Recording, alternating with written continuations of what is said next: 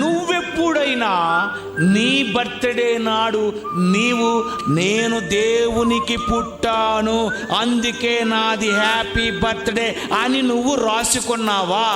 Birthday పుట్టిన దినమని ఆనందించావు తప్ప దేవునికి పుట్టానని కానీ నీకు నిజంగా తెలిసిపోతే నువ్వేమని చెప్పుకుంటావు? హ్యాపీ బర్త్డే చేసుకున్నావు, ఎవరికి పుట్టావు అన్నది చెప్పుకోలేదు, పుట్టిందేనా అని చెప్పేసుకున్నావు.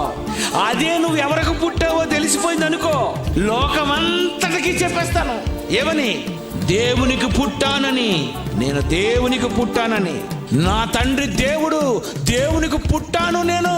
అందుకే ఒక పాట రాశాను, ఆ దేవుడే నిన్ను కన్నందుకు హ్యాపీ నీకు, తనకు పుట్టావని నువ్వు తెలుసుకున్నావు గనక హ్యాపీ తనకు. ఆ దేవుడే నిన్ను కన్నందుకే హ్యాపీ నీకు, తనకు పుట్టావని తెలుసుకున్నందుకే హ్యాపీ తనకు.